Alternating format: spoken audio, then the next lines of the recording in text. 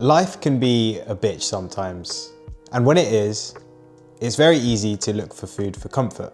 My name is Niam, I lost 50 kilos, I was fired twice. I then went down this path of entrepreneurship, and the ups and downs of entrepreneurship was a trigger for me to then also start binge eating aggressively and be in this cycle of restriction and binging. And so I moved to Asia for a year to work on myself and destroy this crippling habit. And there I was able to unlearn some of these destructive habits and respond to bad times or hard times way better. And a friend once told me a Zen parable that has completely changed the way that I view hardships and failures and when things don't go to plan. And I'm going to tell you this Zen parable because it will change your life, so lock in for that. And then I'm going to tell you how you can apply the learnings from this parable into your life right now so that when hard times do happen, you don't go down this path of doing these self-destructive habits that make you feel in shame, make you feel out of control, but you can feel proud of yourself instead for handling these situations and responding to these situations way better. And so this story was told to me by a friend when I was on a walk in Bali, and we were talking about the ups and downs of entrepreneurship, and we were talking about our vision for having success in our respective businesses. And I was like, yeah, it's gonna be so cool when you get more of a social media following and you can build this cool business. And he's a 50-year-old guy from Denmark. He's a really inspiring guy. He's super disciplined, wakes up at the same time every day, and he's had his own troubles throughout his life. And he told me this story, and it's completely changed my paradigm and my view of reality. And so there was once an old Chinese farmer, and this old Chinese farmer had a gorgeous, gorgeous horse. And this horse ran away one day. And when the horse ran away, the villagers, they all came round to console this farmer. And they said to him, this is such a shame. This is terrible news. Like, how can this happen to you? And the farmer just said, maybe. But then the next day, the horse came back with 7 other wild horses. And the villagers came again that night and they said, wow, this is incredible news. This is amazing. You are so, so lucky. And the farmer just said, maybe. And so the next day, the son decided to take one of those wild horses for a ride.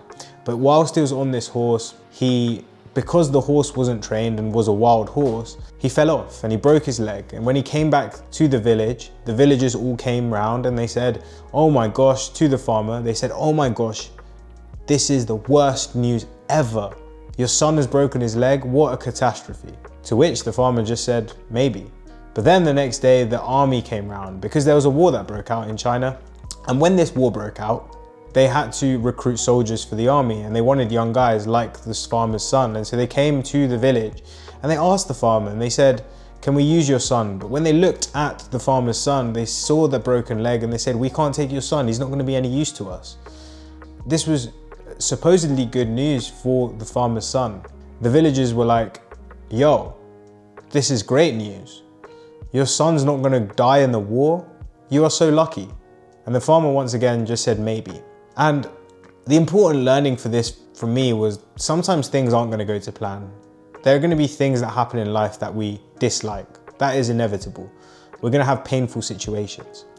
But we never know what the outcome of the situation is, because sometimes a bad thing will happen now, and even though you don't like the situation now, in years to come, you'll look back on that moment and be like, wow, actually, I'm grateful for it. And it happened to me when I got fired for the first time.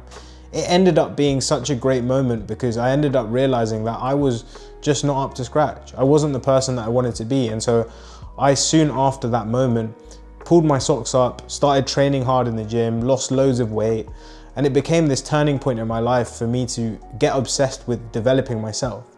The second time I got fired, it was when I actually ended up starting my fitness coaching offer and actually making a reasonable amount of money from something that I'd created myself.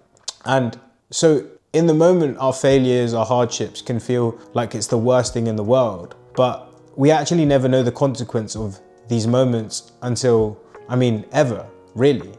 And so the harm that we do ourselves, when we label events as good and bad, is we get swayed by the present moment.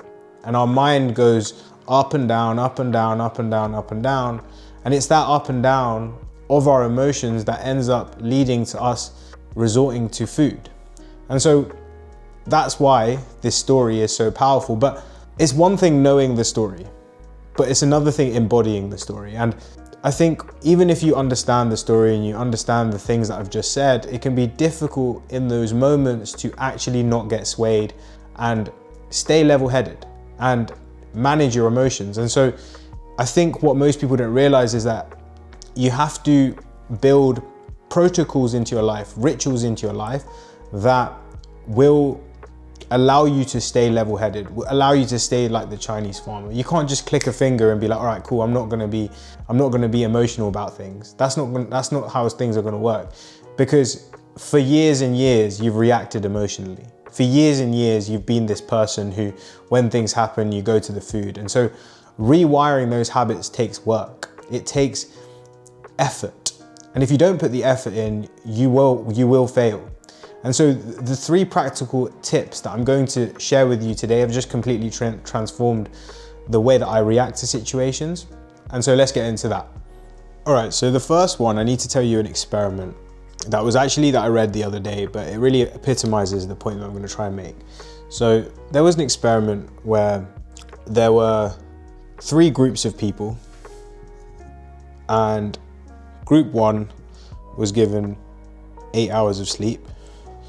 Group 2 was given 6 hours of sleep, and group 3 was given 4 hours of sleep. And they did this for 14 nights. Basically, they found something pretty crazy. They measured their cognitive function for every 2 hours for the 14 nights. And what they found was that for the 6-hour group, after 14 nights, it was as if they'd been awake for 24 hours. And for the 4-hour group, it's as if they'd been awake for 48 hours. Now, this is not the scary part. The scary part is that after 3 or 4 days of this experiment, the group 2 and group 3, it was as if they didn't actually feel sleepy. And so the first ritual that I keep in my life is my bedtime. If you're cognitively exhausted, then it's likely that you're going to react to things more emotionally, and when hard things happen, you're not going to be able to stay objective and stay rational and realize that those situations are only transient. So the next ritual that I have is something that I like to call the self-trust bucket. Now, every time that you keep a promise to yourself, you get to fill into this bucket, right? And because you're filling into this bucket, you basically build up something called self-trust. Now, these promises come in the form of doing difficult things. And one of the difficult things that I like to do at the moment is every single morning, I'll wake up and do hard training. And the reason being is because I start the day with something difficult. And so when it comes to later in the day and something difficult arises, which I'm like, oh, I don't know if I'm going to be able to do that, or it makes me feel emotional. Even when I try and film videos, I still feel like, oh, I'm not good enough or whatever. Because I've done the difficult training in the morning, it allows me to build the self-trust and fill up this bucket so that it builds conviction. And because of that conviction, I can handle the hard situations a lot easier and be less emotional and be more like that Chinese farmer. All right, so the final ritual that I like to keep is something called meditation, and you've probably heard of this. So when you meditate, what's gonna happen is that you're gonna focus on your breath. Now, this is just one form of meditation, but it's the most common form of meditation, I think. And what's gonna happen is that you're gonna start breathing, and you're gonna breathe, you might hold, you might breathe again, but then you're gonna have thoughts, and then you're gonna have thoughts, and you're gonna have thoughts. And you're gonna catch yourself have thoughts, and you're gonna bring yourself back to your breath. And you're gonna make yourself an observer of your thoughts. The reason why being an observer of your thoughts is so powerful is because when you are having things that don't go to plan, it's not those events that actually make us feel stressed, it's the thoughts in our head. Because it's not the events themselves that are bad, right? It's the thoughts and our judgments in our head that make them bad. And it's the thoughts that then turn into emotions, which then turn into the reactions that we have to our emotions, which is the comfort eating and the stress eating and eating when we're bored. But once we practice meditation and we make it a ritual and we do that every single day, I've been doing it for 50 days straight now, but over the last 2 years I've meditated for over 10,000 minutes. We're able to view the thoughts in our head objectively. We're able to see them and separate ourselves from them. And so even if things are going to plan and our thoughts and the story in our head is saying, oh my God, oh my God, oh my God, we can separate ourselves away from that thought pattern and we can say, hey, hang on a second, we are not the thoughts. We don't need to react and act on those thoughts. If you enjoyed that video, thank you very much for watching.